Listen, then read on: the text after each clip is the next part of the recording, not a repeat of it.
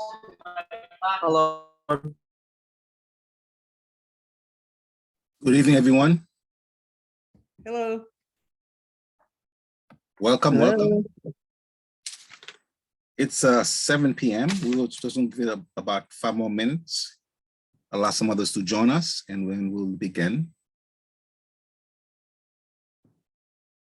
How's everyone doing? Good. You and you? Good. Hey, good evening, everyone. How you doing, Jackson? Hey, Evie. I'm well. Great to see you. Great to see you too. I love the hair. Yeah, I'm blonde. I'm a blondie. Yeah. Looking forward to this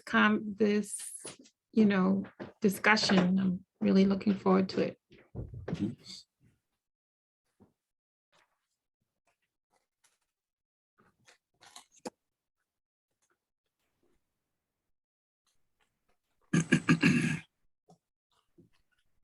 Annabelle Sims. Yes, sir. How are you? I'm well, thank you.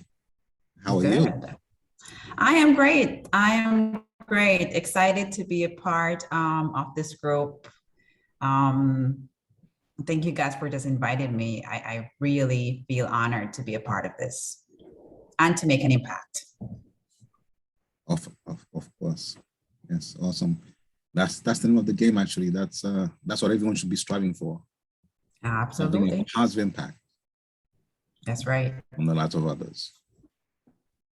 This will do it. This conference, this workshop, this forum will definitely do it. We're about 3 more minutes. But I'm glad you ladies are here. You guys are here. It's great. Great to see you. I see some old friends here.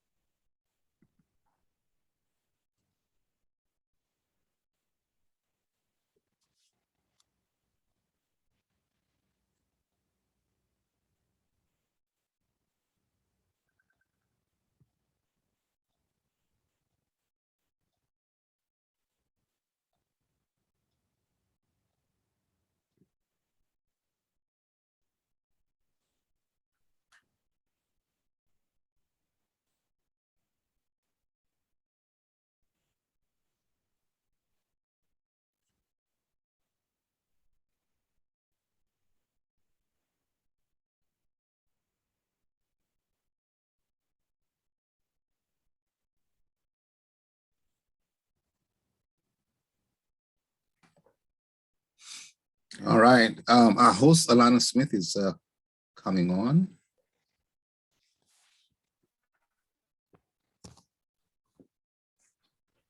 And then we'll begin. Alana, are you here yet? I don't see you.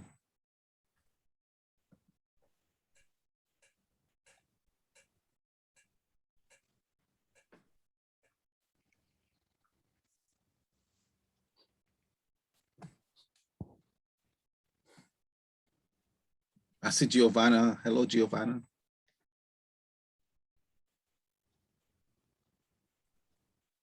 All right. Okay, we have more people coming in.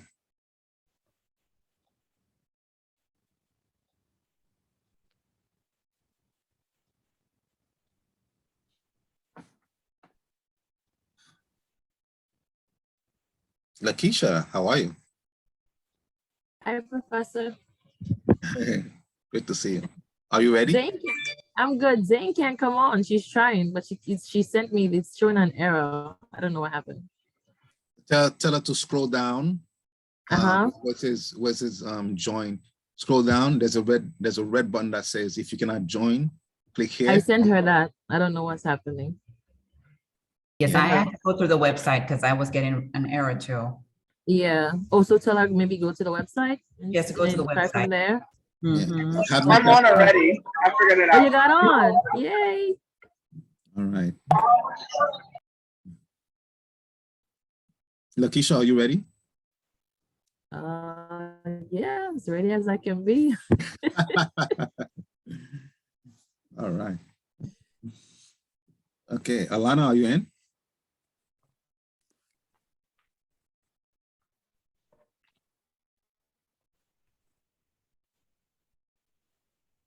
Well, while we're waiting, I have to tell you guys that HABNET has been around since 2004, but we became official in 2008. And we've had the chamber, HABNET Chamber of Commerce. We've had the chamber for all these years since 2008. And last year we decided to create a all-women platform. That's what we HABNET is, women entrepreneurs and executives at HABNET. But it's the exact same thing. They're all part of the same network, the same chamber. But it's just that we feel like some women will probably feel much more comfortable networking with their own kind, socializing with their own kind, with their own sometimes. And we create that platform and it's been awesome. I want to welcome Alana Smith, who's our host. Alana, take it away. Sorry, a little technical difficulty with my system. And so I'm here. Welcome, everyone. Good evening. Good to see everyone. Evening. Welcome. Good evening. Yeah.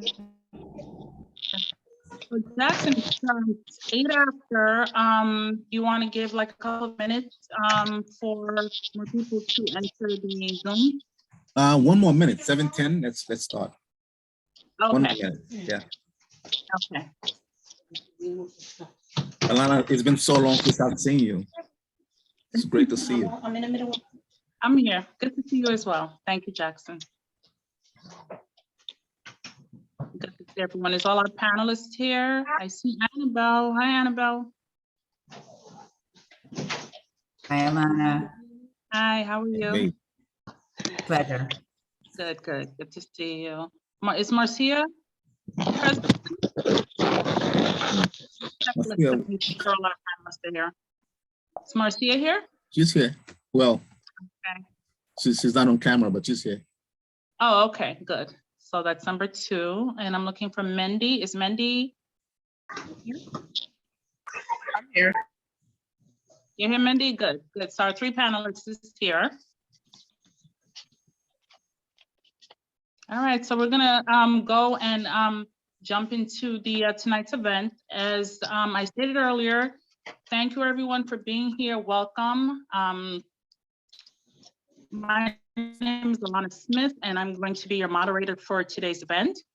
And today's topic, as it's stated in the flyer, is a forum on closing the wealth gap and a guide to home ownership and real estate investment. And just a little bit, if everyone is not familiar with me, I'm just going to give a little background about myself. I'm also in real estate as well. I'm a real estate agent with Exit Realty for over 10 years. So I'm pretty familiar and well versed with the field of real estate investment, bridging the wealth gap.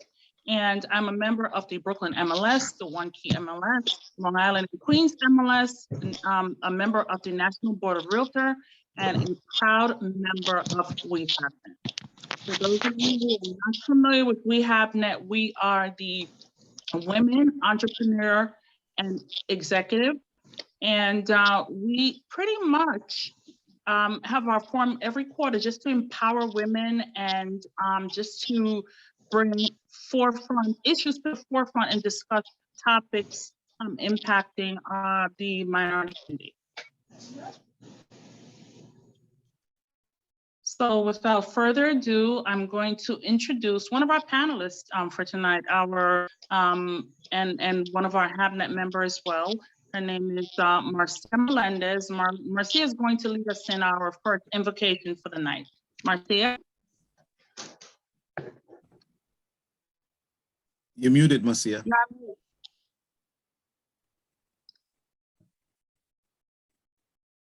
Good evening, everyone. Good Hi, evening. Marcia. Thanks for joining us.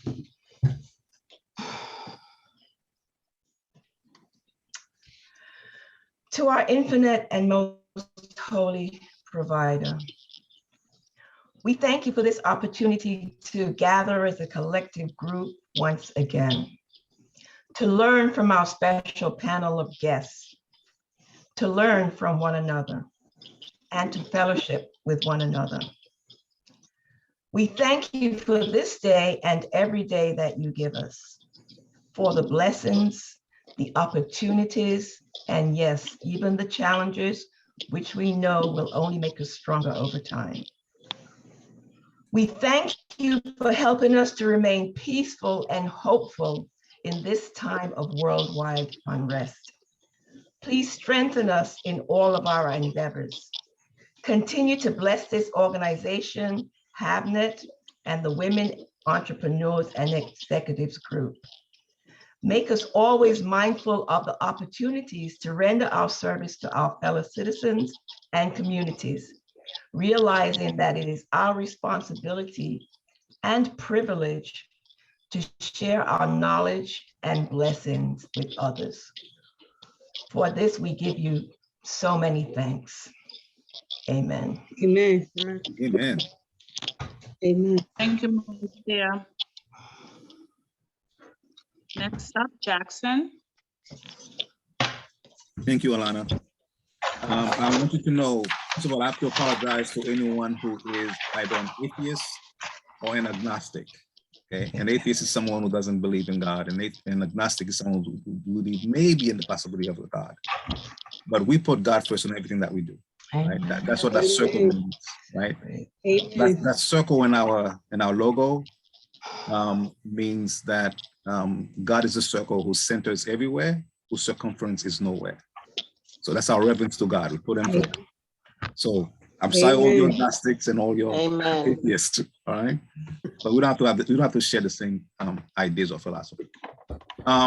So welcome to HABNET. HABNET is a network of business owners, entrepreneurs, investors, and professionals. We aspire to support and promote entrepreneurship, investment, and civic engagement, right? Primarily in our communities, right? Communities of color. That's our mission. That's our goal.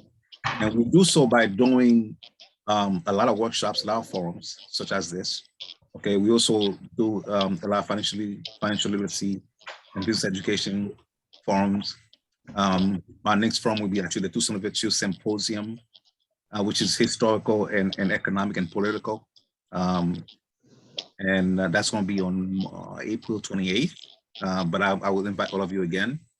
But I'm really glad that you guys are here. This is a forum that's really well deserved and demanded. And we say we should do it again. All the committee members wanted to do it again. I want to really thank those people who make this possible, and it is our committee members. We have Marcia Melendez, we have Alana Smith. Thank you so much. They look awesome. They look young, but they've been in HABNET since its inception. And I'm not saying anything else. Okay, you can see all the great. Oh my goodness. But they look great. They don't age. They don't age a day. I want to thank Fashra Daju, DJ Lovell, Margaret Topnas, and of course my office manager, who's the main man behind everything. Is our tech guy, is my office manager. His name is Daniel Heredia. Thanks again, Daniel. And we have another staff, Yang Shen. I don't know if she's here. But I want to thank those guys who made this possible, all of you. So what I want to do is I want to recognize someone real fast. But when we're talking about real estate, when we're talking about investment, home ownership, one of the most important things that you have to do is make sure that you have a good credit report, that your credit score is good. And what does that mean? It means at least 740. Your score have to be at least 740. So that's the preliminary thing that you need to do, right? And one of the people who's going to discuss a little bit about this is Lakeisha. No, it's okay. All right, it's all right. So I mean, I'll be the one who's doing it. I'll be the one who's doing it to talk about some of the credit repair, but essentially just make sure that every negative item is deleted from your credit report. And at the end, I will refer a book to you. It's not rocket science, but it's extremely important. And it's a book by, Carolyn Warren. It's called Repair Your Credit Like the Pros. I will put it on the chat. But read that book if you're going to buy a house, if you're going to invest in any kind of real estate, because it's the preliminary, it's the fundamental thing that you have to do. All right. So at this time, I want to turn it back to Alana Smith, our moderator. Let's get it started. Welcome again, guys. Enjoy. Thank you very much, Jackson. Thank you. Again, thank you for everyone for being here. I'm just going to go over a couple of quick notes. I just want to inform everyone in the audience to please put all of your phones and computer devices on mute until after the session is over.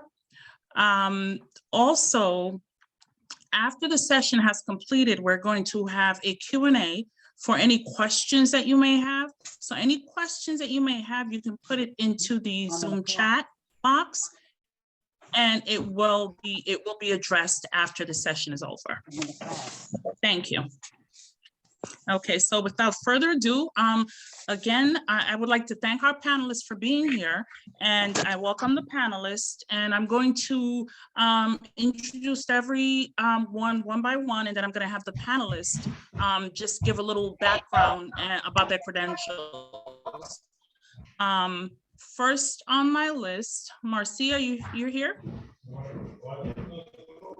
Yeah. Unmute. Okay, I'm going to move on to, I'm going to give Marcia a minute to come back. I'm here. You here, Marcia? Yeah, I was trying to get somebody else on the video. You're helping someone. Yes. So kind of you. Yes, so you're the first panelist up. Again, this is Marcia Melendez. Marcia is a licensed real estate agent with eXp Realty, entrepreneur and a motivational speaker.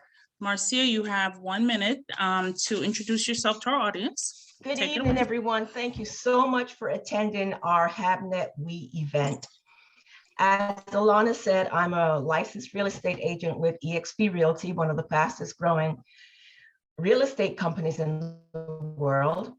And real estate is my passion. What can I tell you? For me, it's not a job, it's a calling. I owned my first house when I was 27, mostly because of my mother, not mostly because of my mother. She was the one that taught me all about real estate. And, you know, every time I see a young person, I just always ask them, do you have a house? Do you have a condo? Because it's been the way that our family has increased our wealth. and allowed us to live the lifestyle that we enjoy now. So any questions? As Alana said, being a real estate agent sometimes with our people, it's not just about selling real estate. It's definitely about motivation, because it's a big step to take. And that's what I enjoy doing, motivating others to take that step. It's scary, but long-term, it's one of the easiest ways for us to become financially independent. Before I move on, I just want to say thank you to all my clients and family that's on the line, including my grandson, Tyson. Knowledge is key, and this is step one to getting our goals accomplished. Thank you, Marcia. Next up on the agenda is Annabelle Sims. Annabelle is a mortgage lender with Caliber Home Loans. Annabelle, can you please introduce yourself to the audience and give them a little background about yourself? Good evening, everyone. A pleasure to be here with you women and of course Jackson this evening.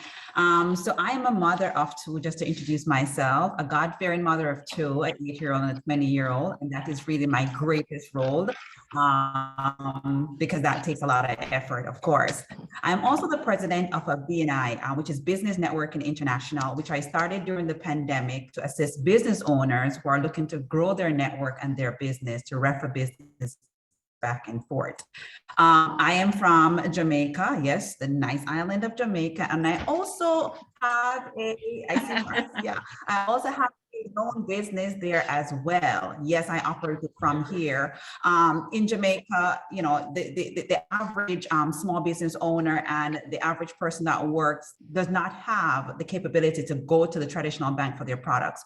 So I have a business there as well, which I provide the services to the community that I serve in Livingston, St. Catherine. And of course, I am a mortgage lender. I manage our office of here in New York, and I do mortgages. I am licensed in New York, Connecticut, New Jersey, and Pennsylvania. And my number one goal is to promote minorities, or to provide minorities with the guidance they need to own a piece of this land and to create wealth.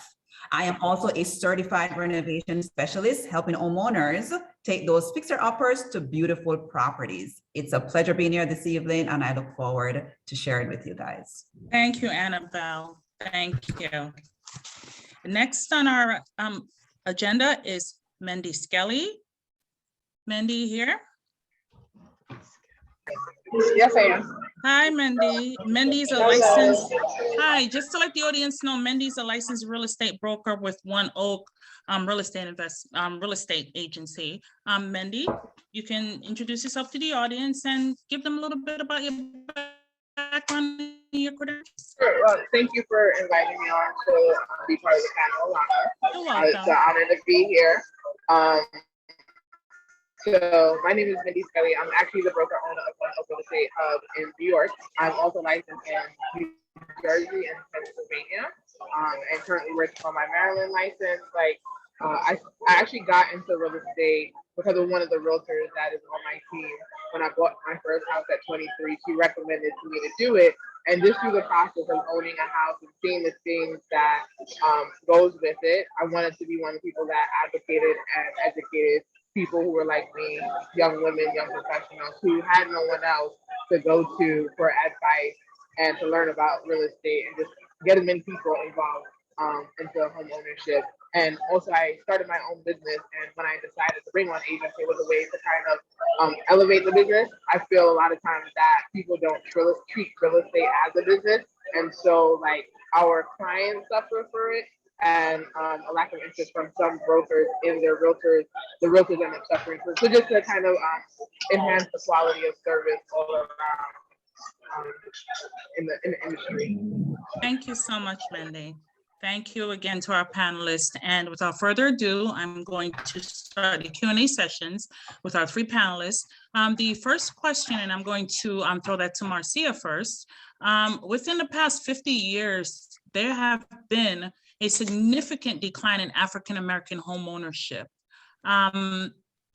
Based on studies that were done with NRA, National Association of Realtors, 41% of African-American own homes versus 73% of their white counterparts.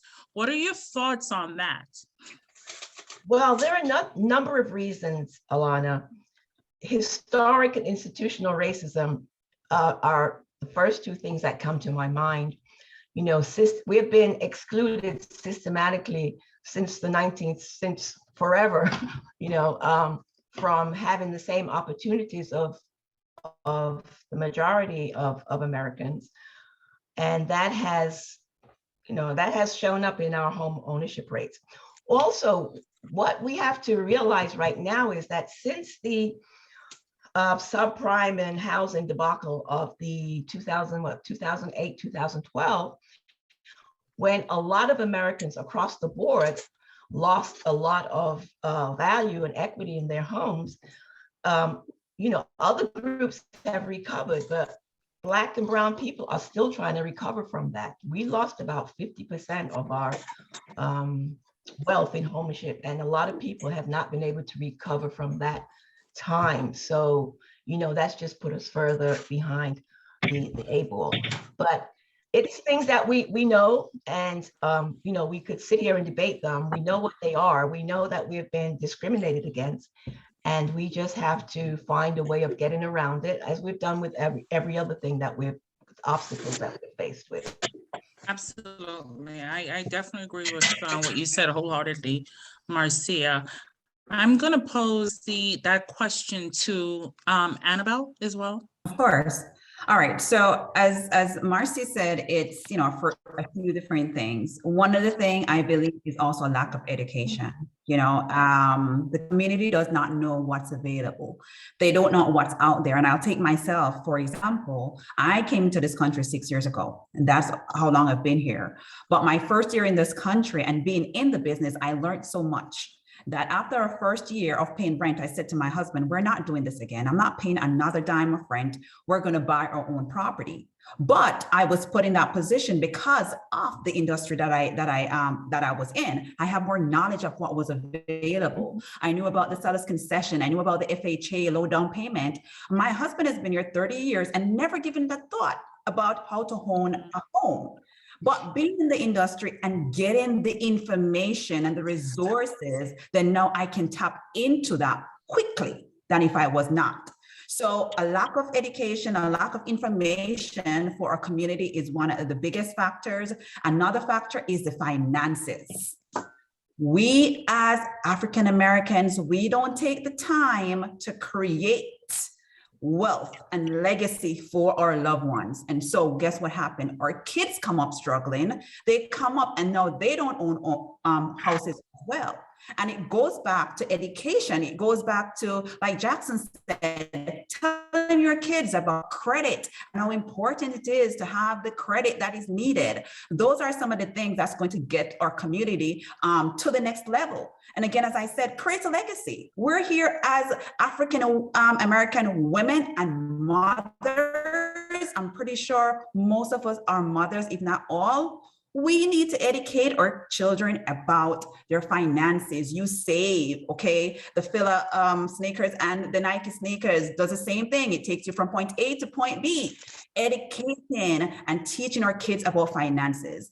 I'm just gonna touch on one small thing that I think is a tiny sector of it. I find immigrants who come in as well, African Americans, they're not quicker to get their status, you know, up to date, like their permanent residence or their citizenship. Some of them stay very behind the scenes and just stay there and not, you know, get their immigration status update as well. And that's just a tiny part of the pie, but it affects the African-American community as well.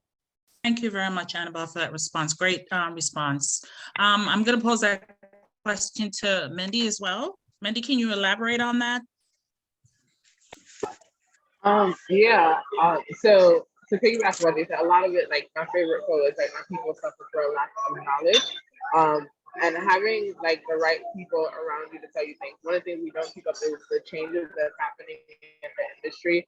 A lot of times I hear like people are in a way being talked out of purchase. They're being talked out of purchasing a home from people around them. So instead of us encouraging each other, we're giving each other horror stories that, like, yeah, while these things are true, over time they change. processes get better, they get easier. And so, and also just like having open dialogue about like, you know, what the process is like.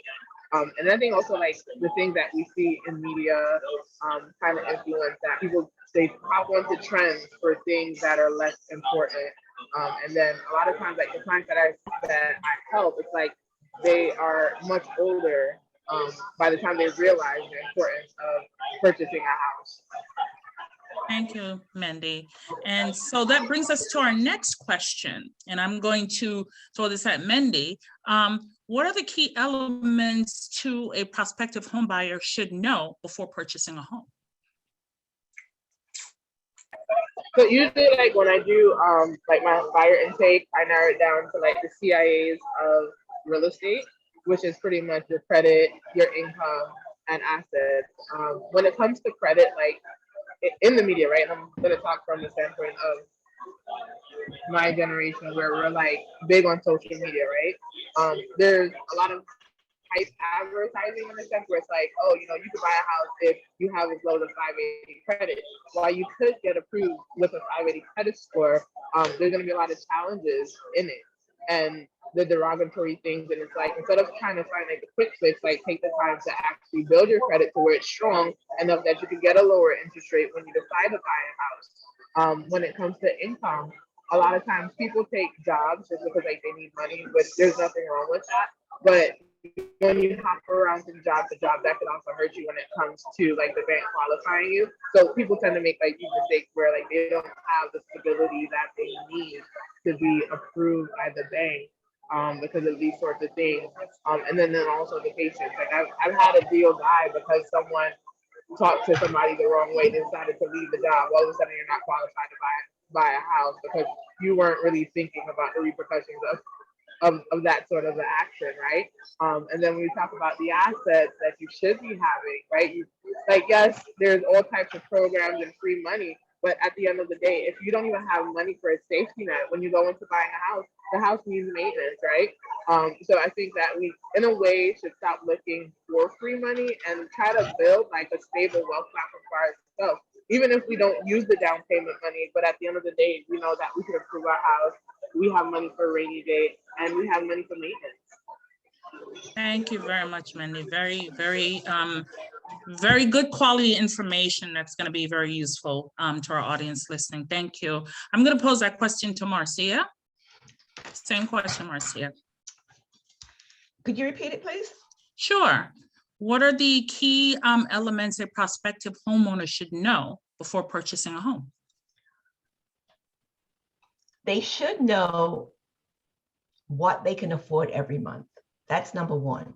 You have to know your budget, okay? And even if you have to stretch, when I meet with my potential home buyers, I tell them, even if you have to stretch a little bit, you know, that's fine. There's nothing wrong with stretching. That's how we accumulate things. But you should know what your monthly budget is. For instance, if you're paying $2,000 a month now in rent, you figure you should be looking for a mortgage that's around $2,500, right? So you have to know what you can afford.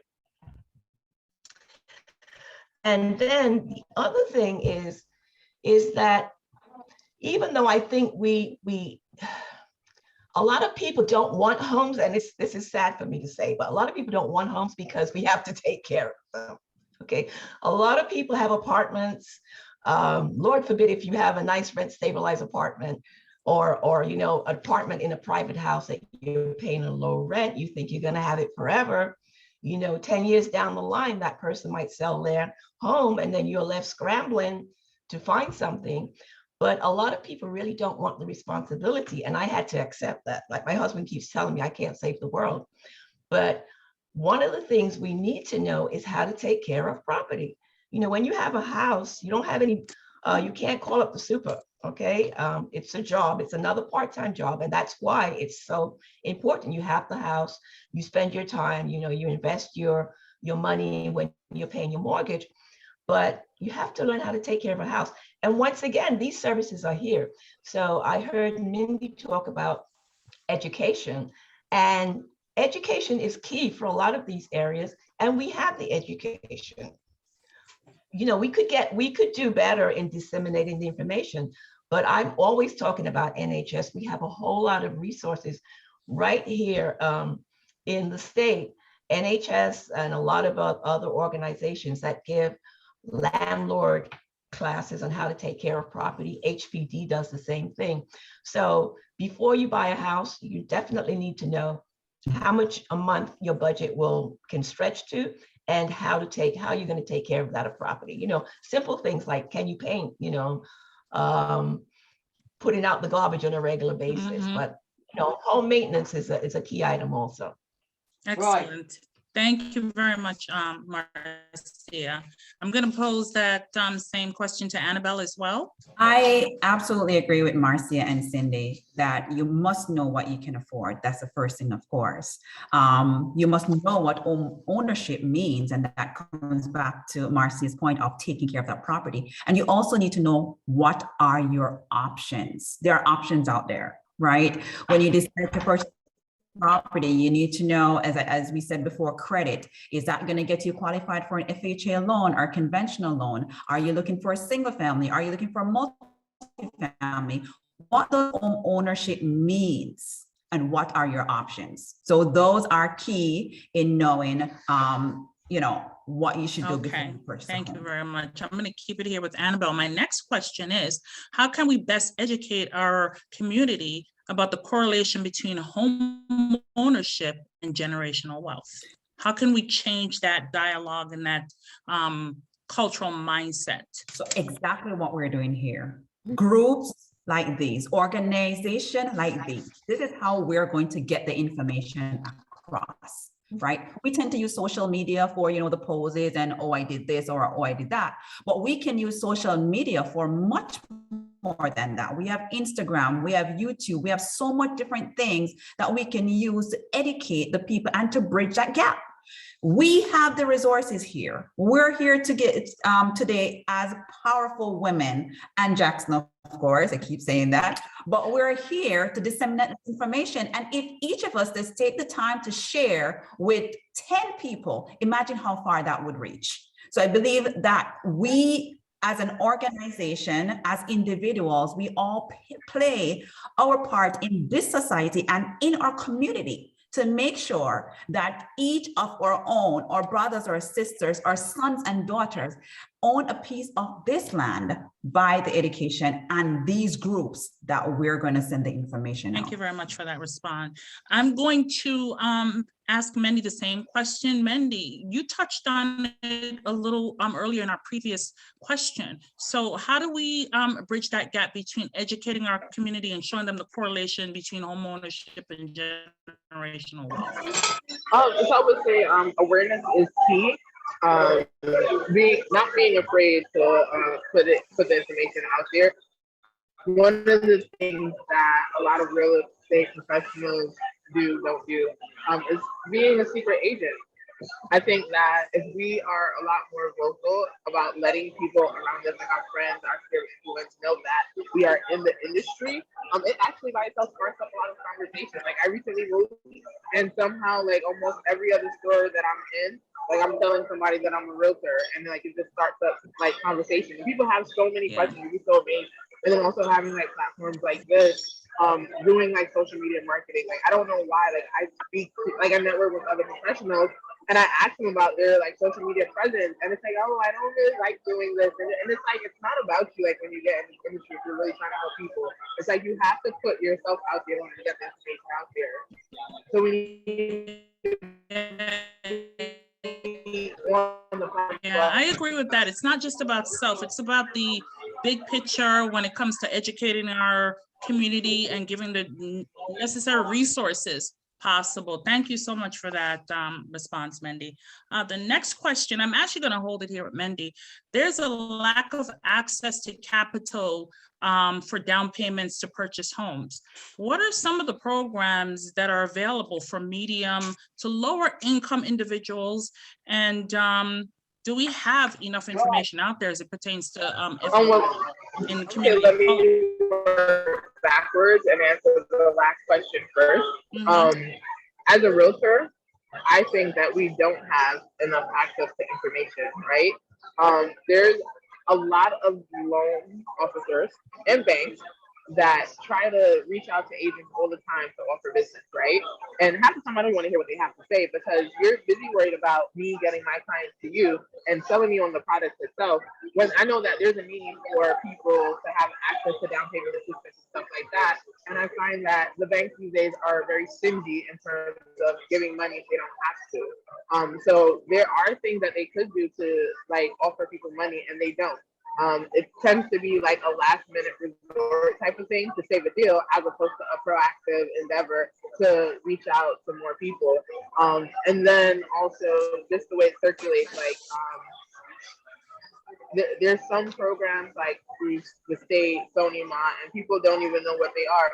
I think part of that has to do with the fact that these programs are always changing, so it's also hard to keep up with the changes that are happening. And also, what are the guidelines for people to be eligible? Like people don't know, and there's not a lot of lenders that are actually actively putting that information out in front of realtors first before asking them about, hey, can I help you find? Good. Thank you so much for that, Mindy. Marcia, the same question. There's a lack of access to capital for down payments to purchase homes. What are some of the resources available for medium to low income family, and the question of FHA loans available for a community of color? What is your response to that, Marcia? Before I respond to that, I have to respond to the previous question that you didn't ask me, but that's okay. The one about what we can do about education. And I just want to say that I think example is the best teacher. You know, if your family owns a home, if your parents own a home, if you grow up in a home, then the children more likely to want to own a home. And teach, starting not just with our own families, but in church and school. We have a responsibility to teach our children this in school. My 10-year-old nephew asked his father the other day, why don't they teach taxes in school? He saw him doing his tax return. You know, Florida, you know, I'm not that crazy about Florida, but they just passed a law that all high school students have to take a financial literacy class before they can graduate. These are the things that we have to do. We have to teach, and we have to start with our children at a much younger age to make sure they have knowledge about how to manage their finances. If you know how to manage your finances, the next step is being able to decide, you know, where am I going to live? What am I going to invest in? So teach, and starting from an earlier age, you know, with our churches, you know, we have a lot of resources for teaching, and we need to do that. In terms of getting the information about, there are programs out. And, you know, listen, the information is out there. That's one thing I used to coach business owners. New York City, New York State, we have so much information. People have to access it. You know, there's not a lot of grants, I'll admit to that, but the information is there. And, you know, Google is my best friend. I have a YouTube channel, and with, you know, I Google everything. I supplement my own knowledge. You know, the knowledge is there, but we have to, you know, we have to take this on as our responsibility. We know there's problems. We know there's a lack of finances, but wherever there is a resources available, we have to research and go to people that can help us. Annabelle, I used to have a mortgage with Caliber Homes, and I don't know what kind of services you offer, but I know personally, I used to refer all my clients to mortgage brokers for that same reason, because I found that a lot of time mortgage brokers have more options than just going to one bank. You know, if you just go to a Chase Bank and they turn you down, you go to a mortgage broker, a lot of times they have more resources and they'll give you more information. Also, we have to learn to start doing business with people that look like us. You know, people that look like us, when you go to them for business, they have to be very evil if they're not really helping you, because we tend to help each other. This is not a job for us. This is, you know, you could be my brother, my sister, and we genuinely, people want to help you, but you have to go to those people that are offering the help and take advantage of it. So that's one of the ways. There are programs out there, but definitely we have to learn how to take advantage of them. And in saying that also, I think the federal government and the state government could do a lot more. Okay, I don't want to get political, But, we find money where, we're in a crisis now. We find money to send to other countries to help them. And we don't have the resources for our own children and young people. And, that's criminal. Thank you, Marcia. Thank you. Great response. Annabelle, same question to you. This is right up your alley as a mortgage lender. So I'm curious to hear, and I'm sure the audience is curious to hear what your response is going to be as well. So the question is a lack of access to capital or down payment to purchase home. All right, so Yes. there are several grant programs out there. And before I came on this, I knew that I was going to be thrown into this question. And so I made sure I Googled it, right? I tell my customers, I tell my loan officers, I tell my assistant, your best friend should be Google. Because if you Google it, there's a ton of information that comes up. And one of the websites that came was 15 best first-time home buyer programs and grant in NYC 2022. So it's updated. The home grant came up, that's available in Brooklyn for $20,000. The Sonny Mae came up where we have the 3 down payment assistance, and my bank offered that as well. They also have the low interest rate program through Sonny Mae. The American Dream Down Payment Initiative came up. And we still have the FHA 3.5% down payment, right? Which offers us low first-time home buyer down payment. Now, if you go into different areas, there are different grants available. For example, in Orange County, there are grants that are tweaked for that area.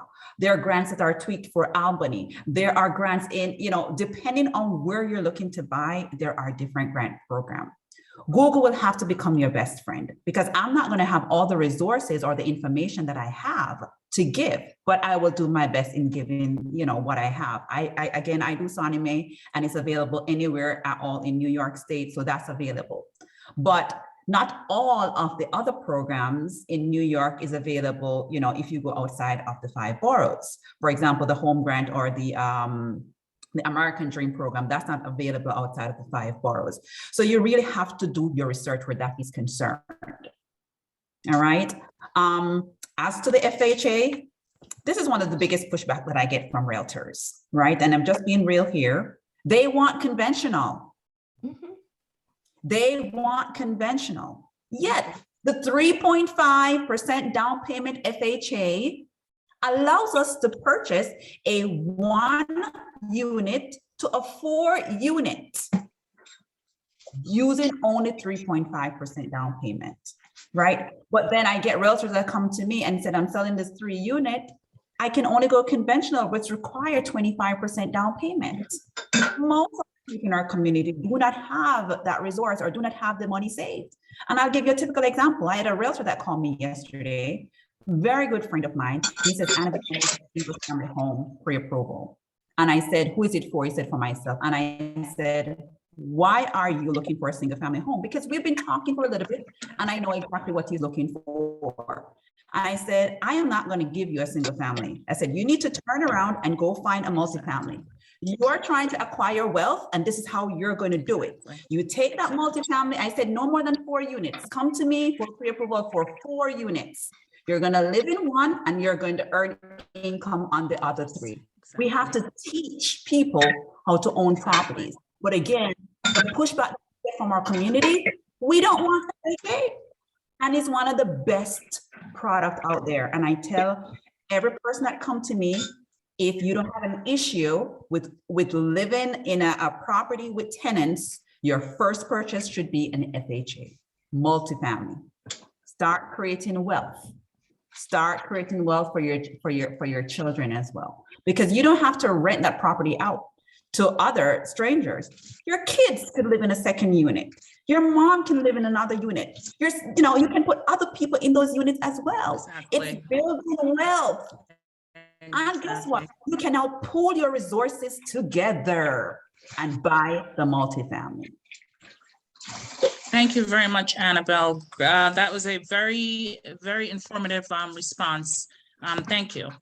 My next question, and I'm going to go straight to Marcia, being that I skipped her for one of the questions. Marcia, so what are your thoughts on gentrification and how does it impact homeownership in the minority neighborhoods? that's a seminar in itself, right? Exactly. Yes. Gentrification. It's interesting because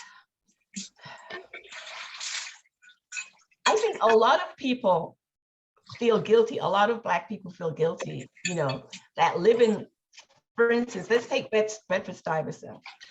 A lot of people would love to be able to sell their homes to a person of color, but if they can't afford it, what do they do? So it's a multifaceted question, and there's a lot of different viewpoints. On one hand, it would be lovely to keep our properties in our home, in our families. But for instance, my children, all of our kids, they live in Virginia. They own their own homes. They're looking to buy more property, but not in New York, in Virginia. So when we pass on, I know they're going to sell these properties. So they're going to come out of, but the wealth that's created there, they'll be able to use it.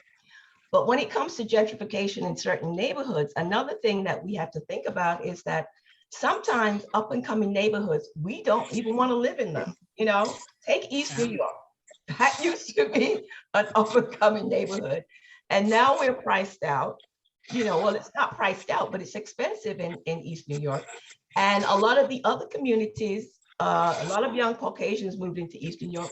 They live in places that we don't even want to live in, and then by the time the neighborhood has rejuvenated and it's up to certain standards, then we're priced out. So this gentrification question, it's a multifaceted question. There's no easy answer to it. No, it's not. A lot of people, when they're selling their homes, they feel that it's their right to get whatever their home is worth. And they're only going to take the best and the highest person that's qualified. And another thing is too, as a realtor, we can't discriminate against other people coming in. So it's really a complicated situation. I think if somebody's really concerned about having their home maintained in the family, they should, personally look around for somebody in their family that they could pass it on to or sell it to privately. But, you can't turn back progress is what I say. And with gentrification, once the neighborhood is being gentrified and is up and coming, we just have to find our way and how we can get a piece of that also. Good. Thank you very much, Marcia. And I totally agree with you on that. It's a very complex issue of gentrification. There's no easy answer to it. There's multiple layers, multiple facets to it. And it's a form that we probably have to have separately on gentrification. It's going to take a couple of hours to get through. So thank you very much for that. That question I'm going to also pose to Mindy. Mindy, what are your thoughts on gentrification and how it's impacting minority? I'm so happy that you asked me that question. I was like, I hope she asked me this question. So I will. if you read my background, and I'm not sure how much I elaborated in here. So I actually went to the University of Pittsburgh, and my major was urban studies, and that was one of the focuses of that curriculum is gentrification and actually offering services to communities, right? So not to say this, I'm in a place where it's a mixed area right now. So the look for my answer, I'm looking around for also. So gentrification is like a double-edged sword, right? In a way, like with racism and everything that goes into the separation of people in a society, it's good that gentrification allows for other people that wouldn't typically live in a community with other races to now want to live there, right? And so that, in a way, addresses some of like the race relations issues, but at the same time, like our counterpart said, I'm sorry, like it creates the other situation where people are priced out of neighborhoods, right? So it's good because on the one hand, we have neighborhoods whose value are increasing, but like in a place like New York, it may happen to pass that some people cannot catch up or keep up with the market, and then they can't even afford to live in a neighborhood where gentrification was designed to keep them in the neighborhood and have a neighborhood that was better prior to gentrification, right? So we have to, in a way, find like a happy middle ground, which I don't know how this is going to happen with the way that the people who control the real estate market behave, where it would allow people to be able to stay in the neighborhood while bringing in people who wouldn't traditionally have come into that neighborhood. And yeah, as a realtor, it's like with fair housing laws and all that, like we're not allowed to discriminate. Like I tell people all the time, like, you know, like one of the things that would make sense to me is like if I could see more people that look like me own houses, right? If I could see more people that look like me who own a house, pick somebody that looks like me to get somebody in. Like I tell a homeowner, like I don't care what your reason is for picking something, because I'm a realtor, I don't want to know what it is. But if that's the reason, like I'd be happy, but just don't tell me so that way I don't get in trouble. Just don't tell me so I don't get in trouble, but I'd be happy about it, right? And it's like, you know, the violence and all that stuff that comes with it, fine. But like we deserve to have a community that is valued just as fairly as another community where it's like not people like us are the predominant residents of there. Thank you very much. I agree 100% with what you just said. As you stated, as realtors, we can't discriminate. And if someone does, we don't want to hear their reasons or their rationale for picking whatever potential candidates for that home. But no, I definitely agree with you on that. And I'm going to pose that question to Annabelle as well. What are your thoughts of gentrification and how is it impacting home ownership in the minority community? It's a tough topic. But on one end, you know, as we say, it increased the value of properties in certain areas, and then, you know, then we get priced out of the area and we're not able to own it. I'll use Newburgh, New York as a prime example, where Newburgh had the highest crime rate at one point, and, you know, no one wanted to go in that community. But there's a certain block or a certain street in Newburgh, you go on that street and you think you are in Manhattan because of the owners on that block. And the stores, they look different. Everything about that block looked different. And what they did was they came into Newburgh and they bought these properties for $20,000 and $50,000, and they fixed them up and flipped them. And now they're beautiful, nice properties. They have increased the value of my property twice, right? 2 times what it's worth. I bought a property 5 years ago for $160,000. It's worth $350,000 now, right? Because of, you know, the white people coming in and just taking over our block. And so I see, you know, the negative to it, the positive to it. And so it is just something that, as you guys say, we can't discriminate. We just have to do our part. I don't know how we're going to do it, but it's a big topic. It's a big issue. As you stated before, we're going to do it by continually having dialogues such as this, and continue to educate and give folks the resources needed to continue to educate themselves and just continue to grow. You know, I'm very familiar with Newburgh as well, and I've seen the good and the bad side of that community. But they have made a lot of growth within that area within the past few years. They built up a lot of new communities and development within that community in the past few years. So it's growing and it's thriving, which is a great thing. I couldn't, as you stated, we probably couldn't have said that a few years ago, but it's doing a lot better than it was many years ago. So thank you very much for your response. Alana, can I add something? Sure. I think we need to realize when we're having this discussion about gentrification and even real estate, the challenges that we are facing here in New York City are not unique to New York City or even to the US. This is a worldwide phenomenon that is going on where lower income people are being priced out of the market all over the world. You know, I have family in London, and it's the same thing going on there. And I think we as a people, we need to wake up and realize what is happening. You know, corporations realize that real estate is good profit. So a lot of corporations now are buying up homes, single family homes. In some states, they own like 10% of the single family homes.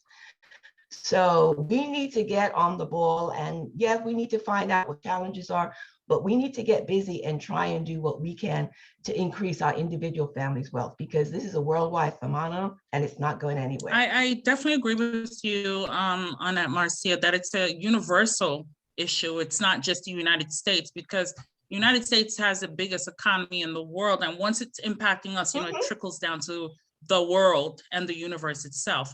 So I hear you, and I'm definitely with you on that. And with that said, I'm moving on to the next question, and I'm going to pose this to you, Marcia. What can we do to close the wealth gap between the white community and community of color? Just what we've been talking about. I'm a strong believer in real estate to increase, family wealth, generational wealth. If you look at the statistics, I think the average, the net income of a renter is something like 7 or 9,000. It's about 10,000, and the net worth of a renter is approximately 10,000, and the net worth of a homeowner is 175,000. I mean, it's just ridiculous when you look at the disparities.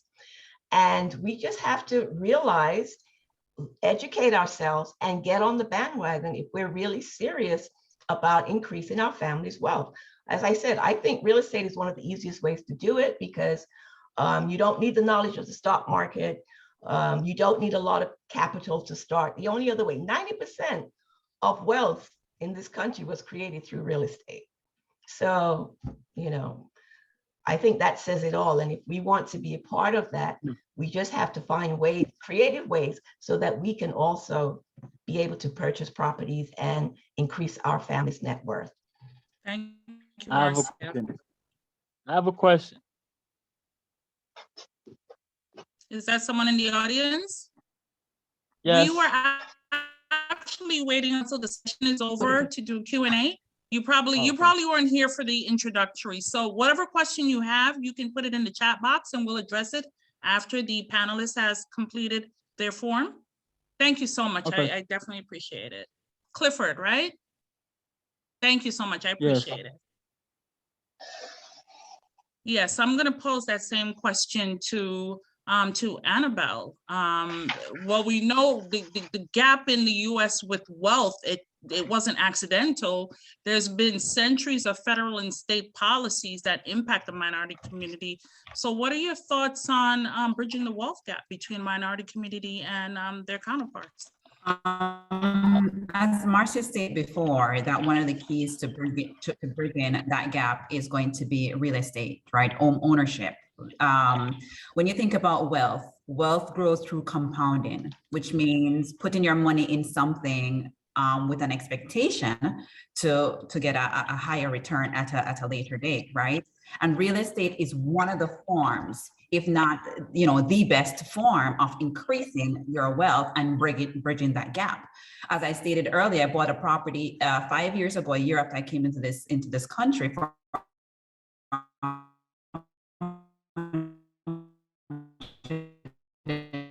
$68,000. You look, I was saying to my husband last week, I said, if you look for net worth to date, we might not have the liquid cash, Exactly. right? But if you look at equity that we've built by acquiring these properties,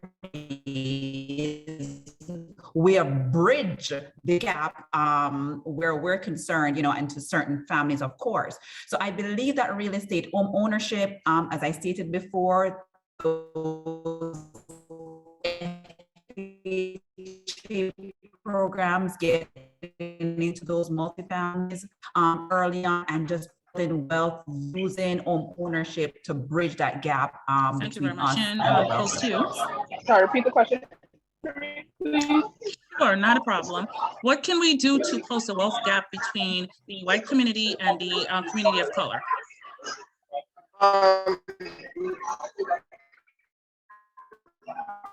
Well, yeah, it's gonna be promoting all the ways to build wealth, right? Well, I think the problem is, like, first of all, the education system does not educate people on the different ways of being able to create wealth, right?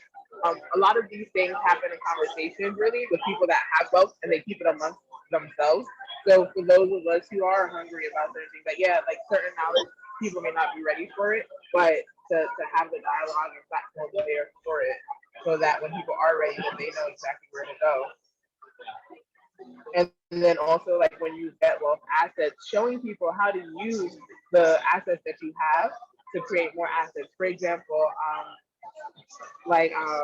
one of our other panelists mentioned, like you buy a house at 168 and then all of a sudden it has $350,000 in value, how to be able to pull the equity out of a property like that to buy more property or to invest in other things that can create wealth.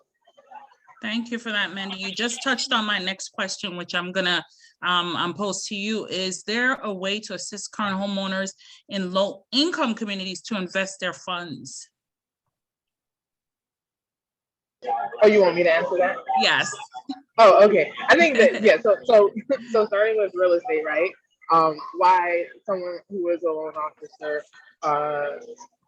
like Annabelle would tell somebody, like, you know what, you should start off with a 4-family or a 3-family, because it's so much easier to buy like a multi-unit and then like rent it out and show like the rent stability that can be had with it for you to be able to eventually get into your dream home, that single family. Versus like it's so much harder to rent out the 1-family because of the payment that's on there. Like you're only gonna have like that one income from that one property. When you have like a multi-level property, even if something happens to one unit, you still have the other unit to generate wealth. And people don't always look at it like that, right?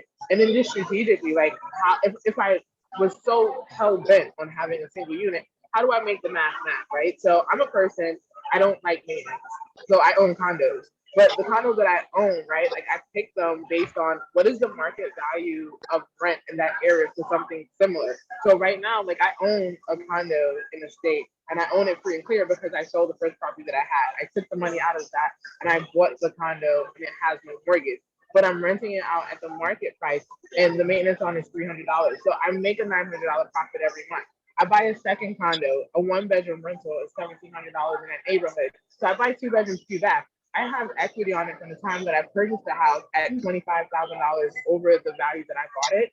Plus, I'm gonna be getting a rent, like more rent for it than what I'm paying in just the mortgage and maintenance. But people don't know how to do these types of simple calculations where even if I didn't want to deal with the tenant, so I'm gonna take it 1 unit at a time. Like this, how do I strategically look at that? Like and figure out for myself where these investments make sense. And people are so like, oh, New York is it, right? New York is not it. Like you don't have to own property where you live. You can buy it out of state. And when it comes to like single units, your down payments are less when it comes to investment compared to like, okay, like you bought a single house and then you want to buy like a 3-family, so now you have to put 25% down. Versus like if you want to do like a single family or a condo, you could do 10%, 15% down.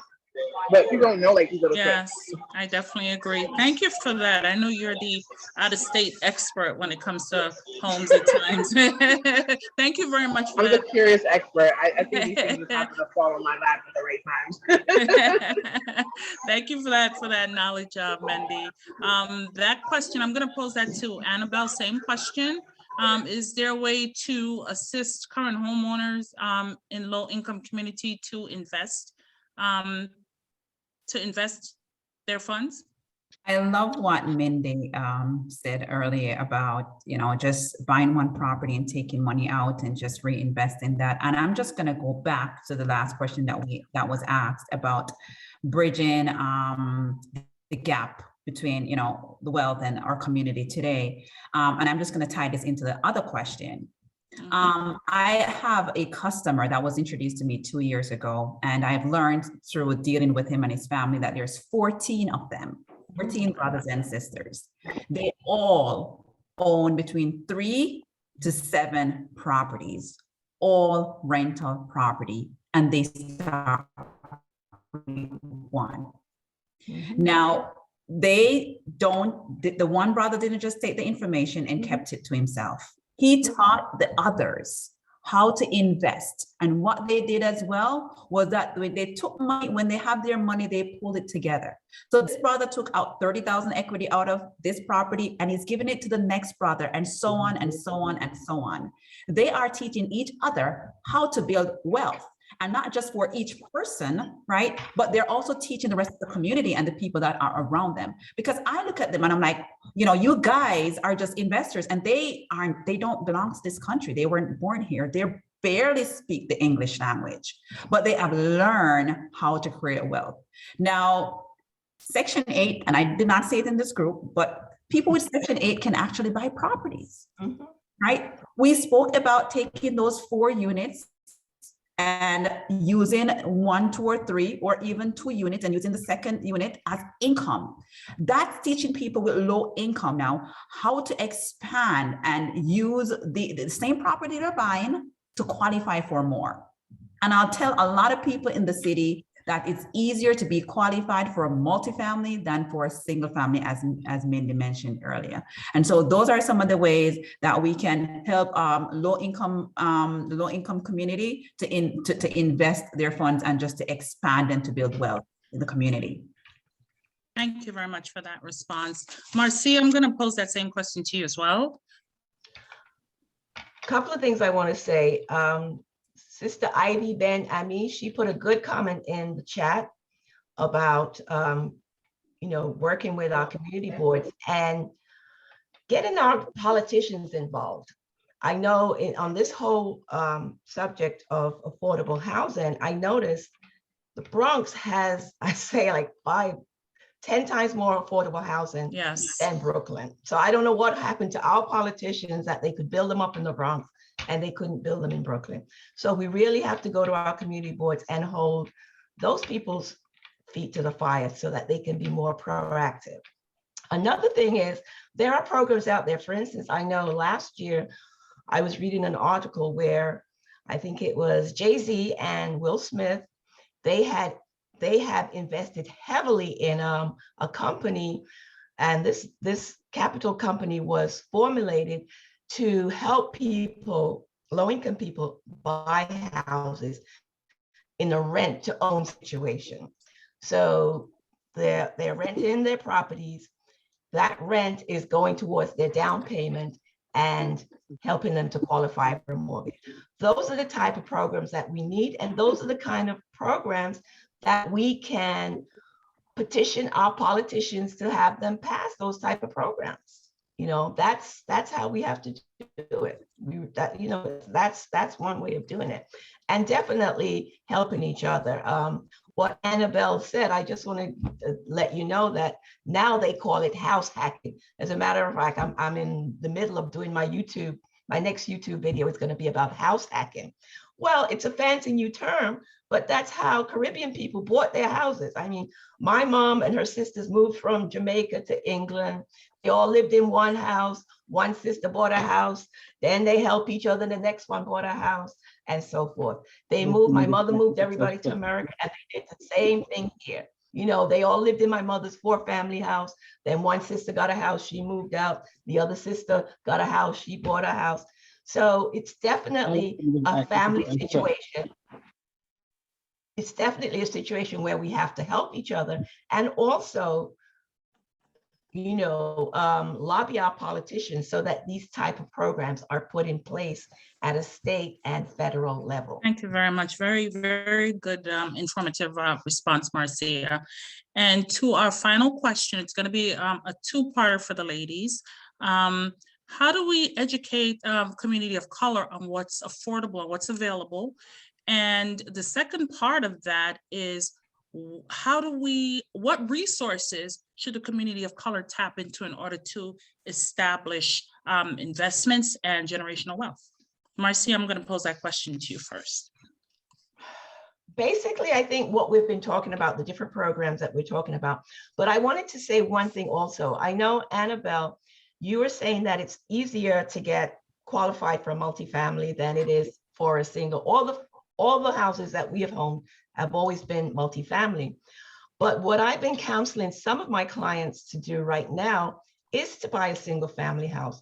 Right here in Brooklyn, people talk about, being priced out of the market. Right here in Brooklyn, you can get a single family home for $500, $550. It might not be the greatest neighborhood that you dream of living in, but it is a start. This whole thing with using real estate to build wealth, time is very important. I have clients from 2 years ago that were looking for the perfect dream house, and they're still looking. And anything they get now is going to be $100,000 more than 2 years ago. So we have to kind of get in where we fit in. And if we want to get, a really gorgeous house, if we can afford to get a single family house, get the single family house, because you have less down payment to make. You might not you might not qualify for an $800,000 or $900,000 mortgage, but you might qualify for a $500,000 mortgage. So don't let the time or the qualification go to waste. Get that house. You know, you're going to be paying rent anyway. And in a few years, you can pull the equity out and then upgrade to something else that's in a better neighborhood or more to your liking, you know. But we've been owning property for 40 years and I'm still looking for my dream house, okay? So I think the dream house is the house you're living in right now that you make it comfortable and suitable for your family. Thank you, Marcia. I'm going to pose that question to Mendy. So that just had my brain go like in so many different directions because I felt like she touched on so many important things. Before I answer, could you just repeat the question for me one more time so I'm Sure. answering the right question? There's been so many tonight, right? Absolutely, sure. It's how do we educate our community of color on what's available, what's affordable, and how do we assist them in tapping into the resources in order to establish generational wealth? It's a two-parter.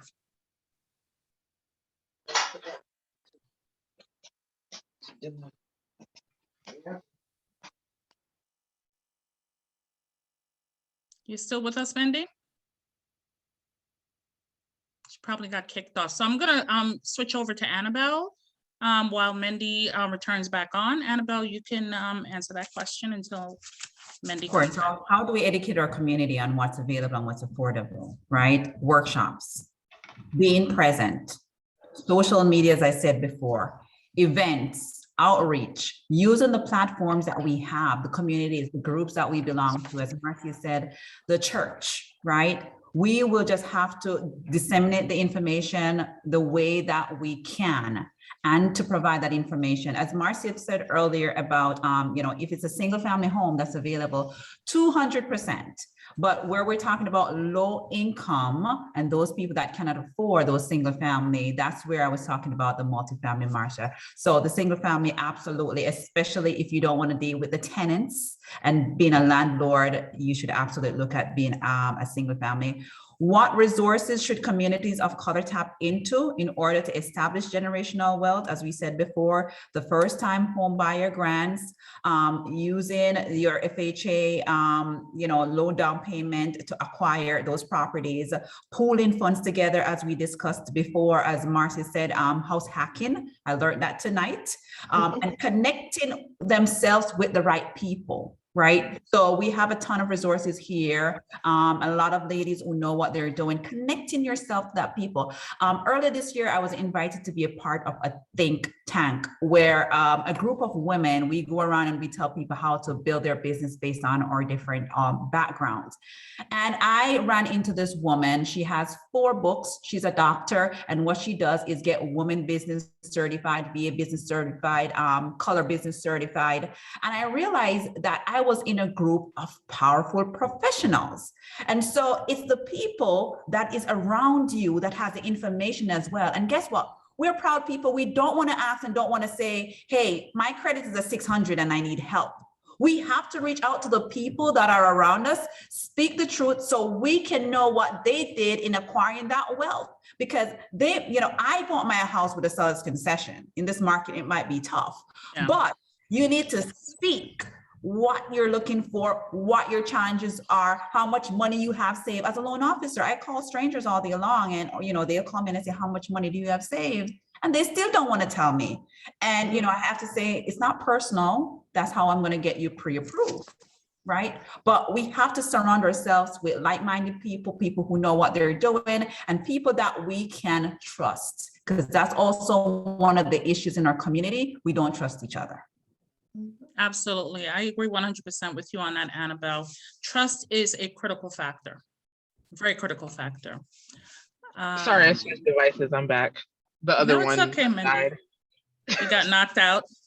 Yeah. That's the beauty of these live conversations. We have information in real time and real-time issues happen. Yeah. So that's okay. So the question that I originally asked is, how do we educate and how do we educate folks on resources that's going to be available to them in our community?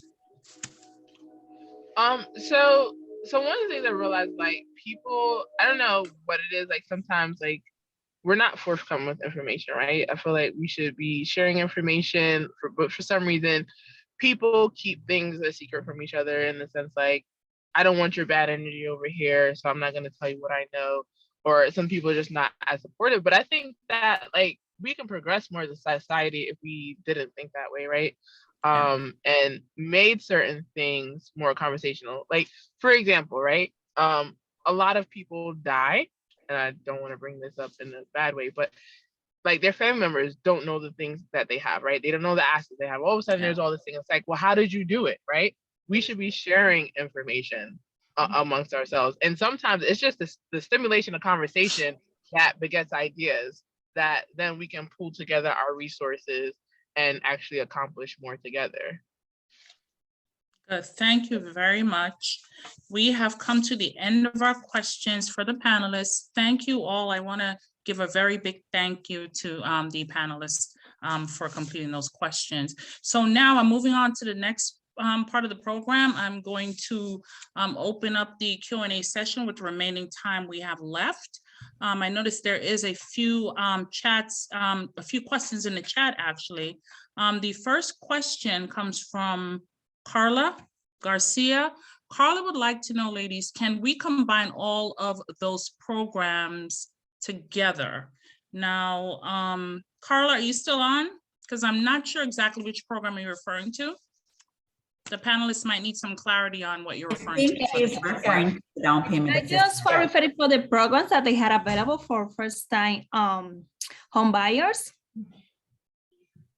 So some of those programs can be combined, but not all. Again, we have to do the research. So we can provide that information to you, and then you can call and find out which can be combined. Because most of the grant program, if they're already giving $20,000 or $40,000, you are already capped as to what you can get based on the loan program that you're eligible for.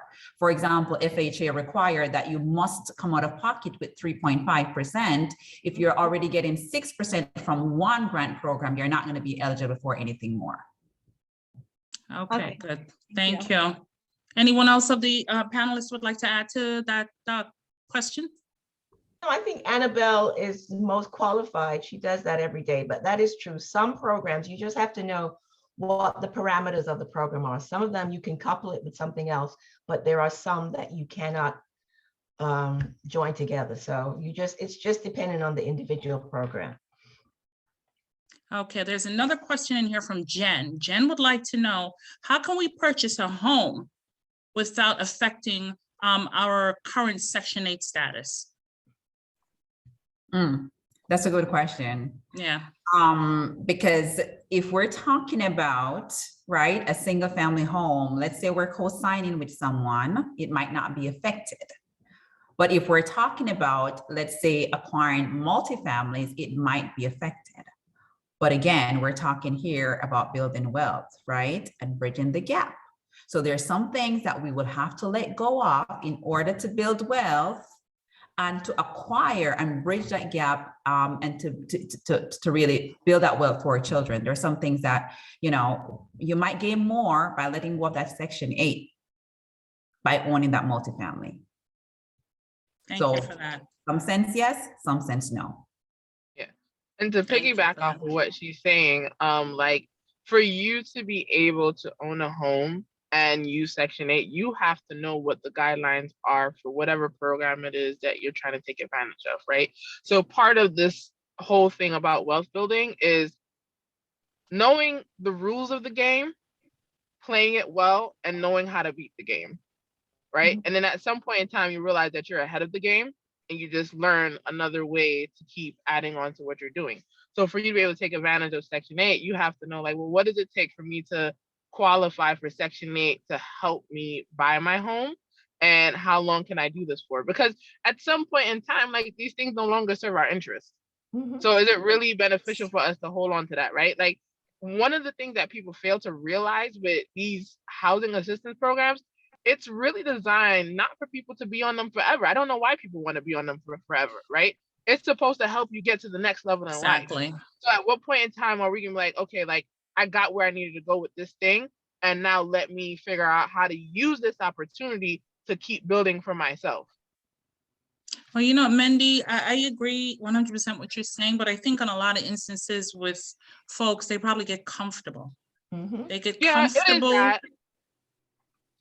is that. It's a level of comfort, and the system likes you being on the system. But I think that we do a detriment to ourselves and our race and our people to allow ourselves to be sucked in by the system. I agree 100%. The system was never designed for us to get ahead.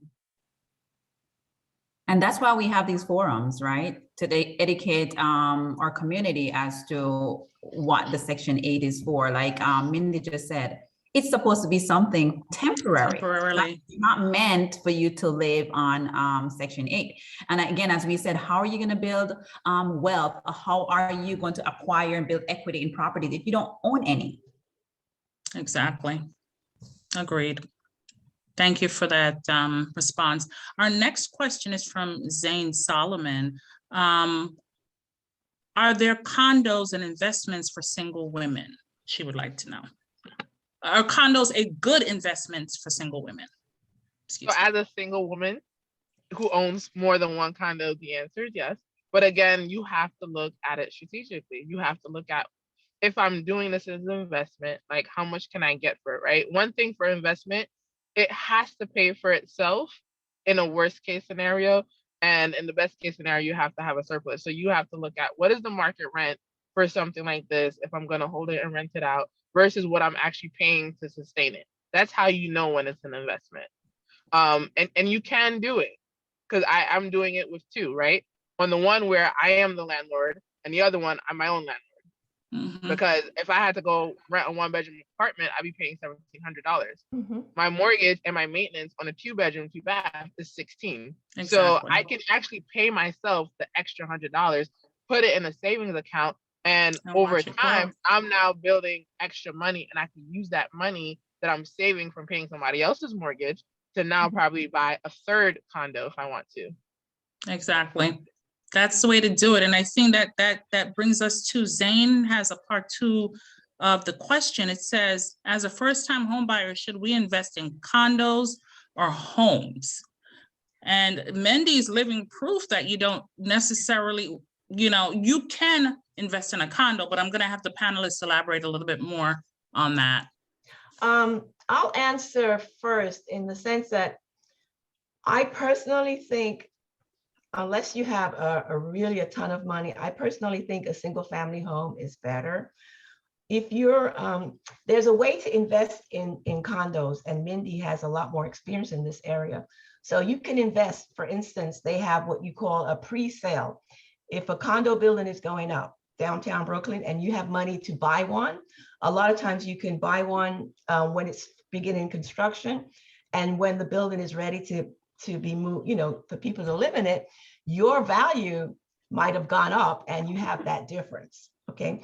But normally I would tell people a single family home, I think it's a better investment than a condo, because unless you're in a really ritzy neighborhood, the condo prices do not appreciate as much or as fast as a single family home, from what I've seen just with my customers and looking in the local Brooklyn market. Got it. Any other feedback from the other panelists regarding that question? Yeah, so she actually brought up a really good point, which is the rate of appreciation, right? Because at the end of the day, you want to know that you're building equity. And yes, it's true that co-ops and condos don't appreciate at the same rate as like a house. Exactly. One of the things to consider is like, are you in this for the short game? Are you in it for the long game? Or are you in it for like the consistent passive income? Because there's more than one ways to look at your investment, right? Like you have the cash flow, what you're getting on a month-to-month basis. And then you also have like, okay, like how many years do I have to hold on to this for me to be able to double my money, right? So then there's like that rule of 72. And that tells you like, okay, if I hold on to this for this long, I'm going to double my money. And there's something that I always tell my buyers, right? Because they ask me this question also, like, how do I know what type of property to buy? One of the things that I urge people to look at is your level of risk averseness, right? Are you someone who can risk a lot and be okay? Understand like low risk, low reward, high risk, high reward, right? And then it's like, be true to yourself. Are you a people person? Can you deal with more than one tenant at a time? Are you the type of person that's like, well, I want to own a property because it's a good investment in the general sense, but I really just want to come home and be like, and live my life. I want to go on vacation. I don't have to worry about certain things, or like get a property management company. So you really have to assess where you are in life, how you can manage dealing with people, how you can manage dealing with maintenance and things like that. And that's really going to be like the answer to like, should I buy my first property as a multifamily, a single family, or a condo? Because each of them have their own different levels of benefits. Thank you. Thank you for that, Mindy. Anything you want to add to that, Annabelle? I see Oh, you no, Mindy pretty much covered. summed it up. Yeah, it just Nailed it. depends on your risk, what you're looking for. Mhm. I spoke to an investor earlier this week, and I said to him, well, what are you looking to accomplish? Are you trying to build equity over time, or are you looking for a quick cash flow? Because that also determines as to what type of mortgage you're going as well. Exactly. You could do interest only as an investor, or you can pay it off in 15 years. So it just depends. Are you looking to acquire equity or cash flow? Thank you. All right, moving on to the next question, ladies. Roxanne would like to know, to buy a mixed use building, how much money or how much capital one needs to put down? But I think there's a lot of variables with that. Usually 20%, correct, Annabelle? So if the person is a first-time home buyer and there's a mixed use with less than, let's say, you have a storefront and 3 units upstairs. If there's the mixed use, if the commercial space is less than 50% of the residential space, you could acquire that property with 3.5% FHA. But if the commercial space is over 50%, that's a commercial loan. You're going to need 20% or more, depending on your credit. Thank you very much for that. I think we covered all the questions that was in the chat box. No, there's one more. Is there one more? Nadine asked, is it wise to purchase now? And is it wise to purchase now since it's a seller's market and high interest rate? Can I answer that? Go right ahead. What is the adage? The best time to buy real estate was yesterday, okay? So you don't buy real estate, you buy real estate and wait. You don't wait to buy real estate.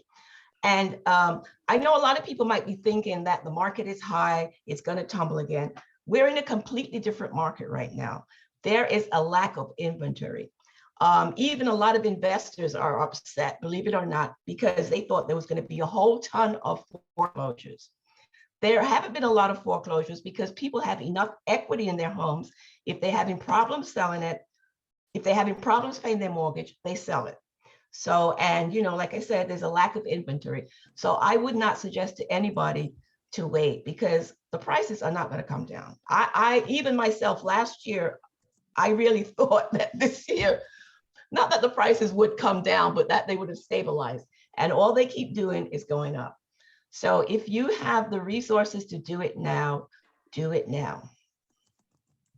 Thank you for that, Marcia. And so that, I would say that go ahead. I would say like her answer is like the classic response for investors, like you buy real estate and wait. And like I usually tell people, you get in where you can fit in.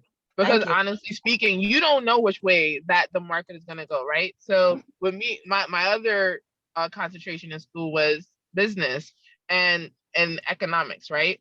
And if you look at the business cycle goes up and it goes down. In a society that we live in right now, to avoid another episode of 2008 to 2010, they've been manipulating the hell out of this system to make sure it doesn't crash. Exactly. So even if it crashed, like people like what if like the market drops and it's just my mortgage? I'm like, are you selling in 2 years? Right. Are you selling in 5 years? Are you living in this property like for like more than 10 years? Then it doesn't even matter. all these things that people are concerned about, it's like the cycle is going to go up and down and up and down. By the time you decide to sell your house, you don't even know what that's going to look like. But at least you Exactly. have the thing, right? If you're renting right now, let me tell you, your landlord could push you out a lot faster than the bank can. Yeah. So you buy your property, you hold on, and you stabilize yourself. And even if you had like a financial hardship because of COVID and you bought a house, like you have enough time to fix your situation. Your landlord is not going to give you time. They're going to try to get you out as quick as possible. Exactly. The bank has a lot more tougher hoops and hurdles to jump through before they get you out. Thank you. Thank you very much for that response, Mandy. Any parting response from the other panelists before we close out and turn it to Jackson for his closing remarks? Mindy and Marcia touch on great points as to, the market. There's always going to be buyers and there's always going to be sellers. When the time is right is now. For any person that's looking to buy a home, if you think you can afford it, if it fits within the budget, go ahead and make the home purchase. I had a good friend of mine that called me last month and she said, what is interest rate? And I said, I can give you in the 4s. And she says, no, too high, I'm going to wait. I said, okay, call me next year when it's at 6%. Right. And I'll finance then. So it's not, we're not seeing where prices are going to go down or rates are going to go back to 2%. Think about it. It was COVID. Are we Exactly expecting another pandemic? No, we're not. And we don't want it. We have to think about the life that we lost as well. So I don't see it going back to 2%. So you got to take it right now. That's what we have. Exactly. Take advantage while it's here. Might not see those numbers again. Well, thank you all. I would like to thank the panelists. Great job, very informative, educating our audience. I hope the audience have learned a lot from this, and I'm sure they did. And I would like to also thank the audience for coming out and supporting us for today. And I'm going to turn it over to Jackson to do his closing remarks. Jackson, take it away. Thank you so much, Alana. Thank you so much to everyone who attended this forum. Thank you so much to the panelists. You guys were awesome. Very, very smart, very informed. Give us a lot of information. Annabelle Sims, thank you. Thank you so much. Marcia Melendez, who's one of us. I want to thank you so much. And also Mandy Skelly. All of you, very, very good answer. Thank you, guys. Thank you, ladies, so much. We definitely want you to be in touch. We're going to have a lot of aspiring entrepreneurs, aspiring real estate professionals. And I'm hoping that you guys will be willing to network with them and even maybe mentor them. So please stay in touch with us. Again, each one teach one, and we leave a real lasting legacy when we teach others and have a real better positive impact. There was a question that I put on the chat, and that was, and I don't know if it was asked, is the FHA loan available only to first-time home buyers? No, it's not. Well, I'll let the mortgage broker answer See that question, Jackson? Yeah, is the FHA loan only available to first-time home buyers? No. After 3 years of getting your first FHA loan, you can actually acquire another FHA loan. Exactly. If for any reason at all, you have to move out of state, you can also get another FHA loan if it's 100 miles away. And let's say you bought your first property as a conventional, and now you need to go buy another property to live in, you can still get an FHA loan. So it's not just available to first-time home buyers, no. Right. And the caveat of the FHA loan is that you must live in the property for at least 2 years. 6 months. 6 months. Okay, awesome. 6 months is a requirement for home ownership, owner occupied. That is very I have a good. question. Also, But you know what I always think about, Annabelle, is Excuse me, I how have do a they question. know that you ever Then- moved into the property? Do they come pay you a visit? so the key, and I tell people, Me is, being devil's advocate, I just want Spoken like a real investor. the key is pay your mortgage. If you don't want, they'll come knock your door if you get delinquent. Yeah. They Yeah. will knock your door. So as long as you pay that mortgage, and I always tell home buyer, you put that property, put a bill in your name.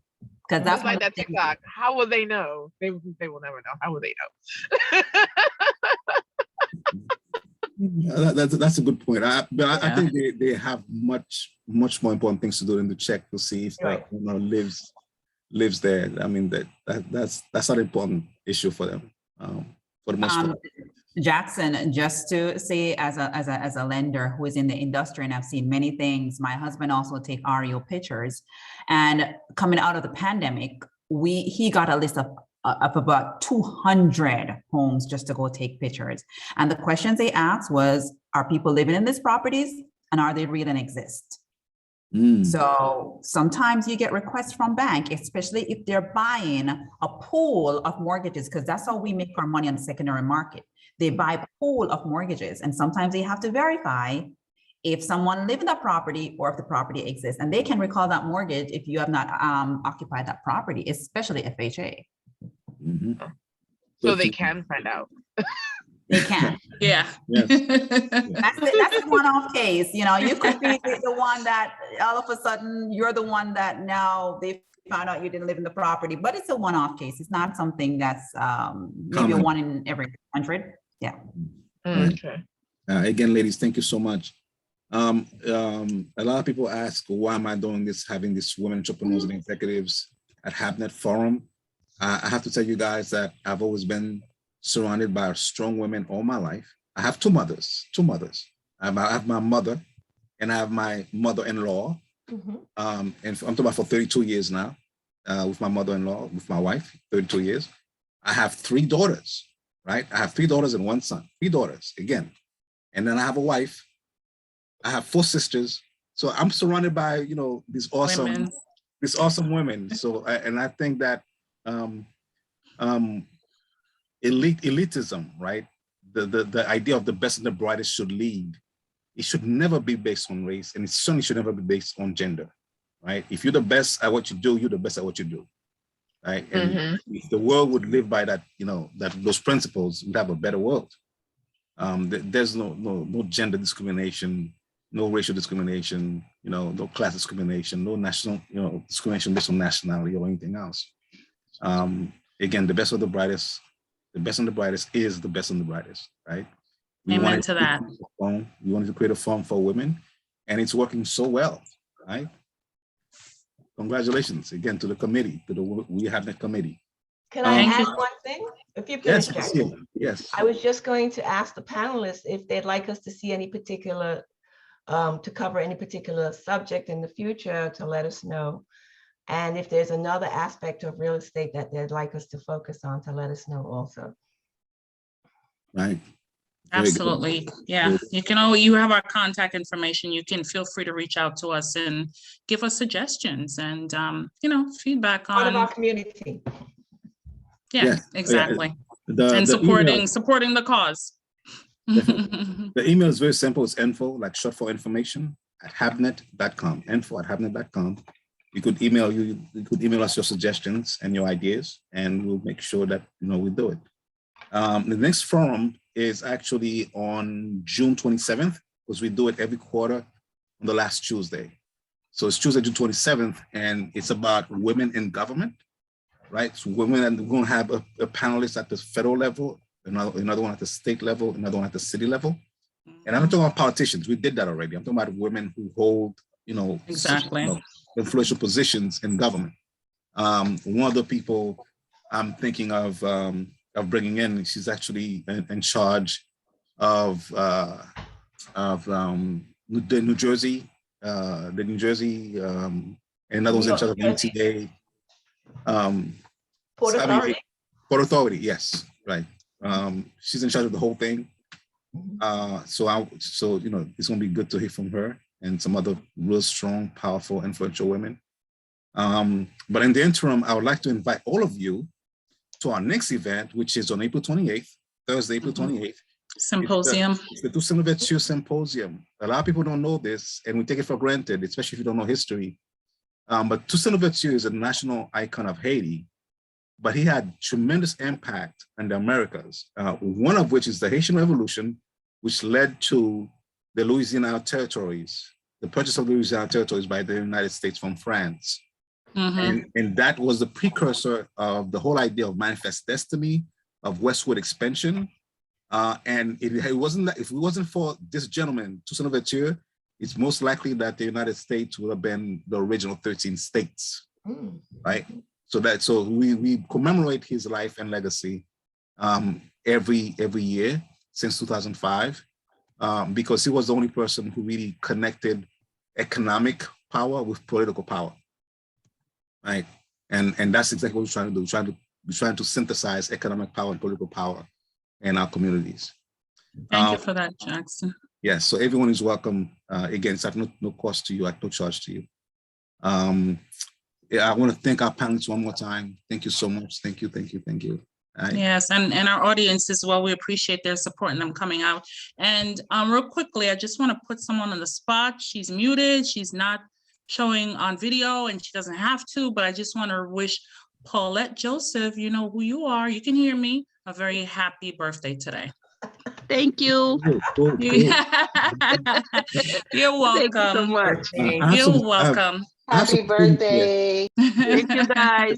Happy birthday. Happy I have some birthday. students, I have some students in the audience. Thank you guys for coming out. That's great. I see a lot of my students here. Thank you so much for coming out. Thanks for inviting us, Professor. This was really informative. Yes, you're welcome. You're welcome. Yeah, but I wanted to know, Professor, like, does your company like have programs for people that want to buy homes or like invest, and like, and especially with the panelists too, you know, is how can like people connect with you guys, you know, to start the yes. process? Didn't her and I connected the last time?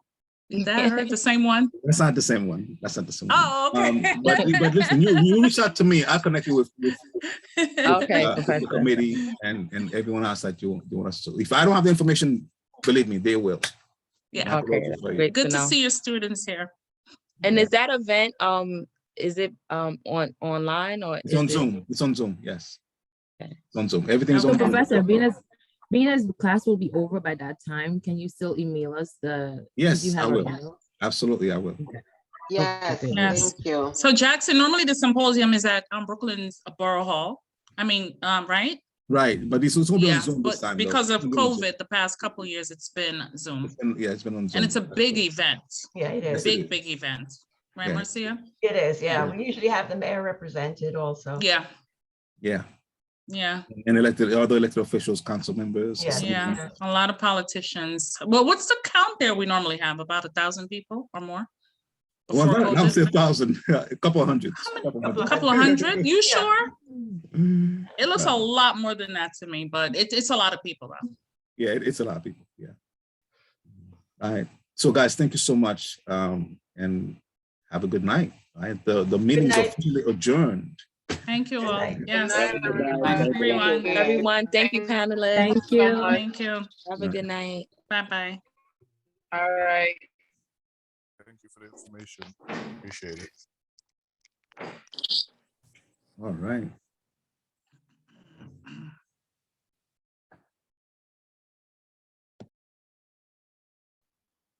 So Alana, Fashra, Daniel, everyone, you did a wonderful job. Thank you. Marcia, awesome. Yes, everyone did a great job. Yeah, the panelists, they were awesome. Mendy, Annabelle, Marcia, they were great. Thank you, Daniel. Thank you to the invite. Thank you for the invite, Professor. You're welcome, Oisha. I think I know what kind of essay I'm gonna write this next go around. I got all this informative information, Professor. Okay. Roxanne, I see you. All right, bye-bye. Roxanne. Thank you so much. Thank you. I appreciate it. Everything was great. Awesome. Yeah. Marcia, one of the people who came in was Marie Marsh, and she said she knew you. Marcia.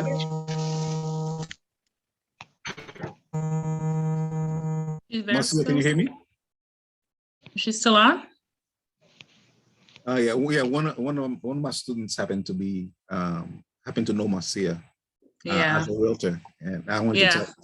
Probably try to buy a home from her at one point. She was here. I saw her. Roxanne, can you hear me? Roxy. Yes. Hi, Roxanne. Was it informative to you? Yes, it was. Yes, it was. I am so happy that I get to attend the Zoom class. Good. Good. Excellent. Good. I met Mr. Jackson one time, and I did attend the event at Borough Hall. I think it was the first time, and that was the first time I ate black rice. Yeah, that is memorable. That should be memorable. Absolutely. Yes, it was nice. It was, I think it was the first time you started it. Eric Adams was the borough president at the time.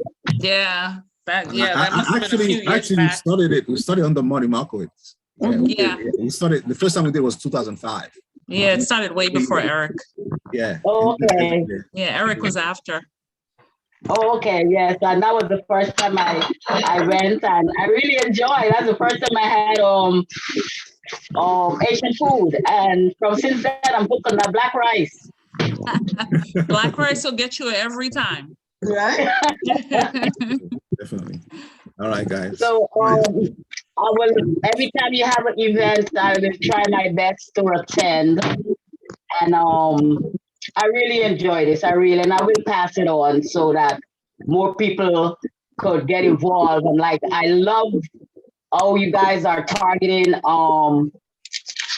the Black community and the younger community, people. And I love that because I have a love when I see my people progressing. And I always try my best. I give them my last just to make sure to do the right thing and try to build wealth.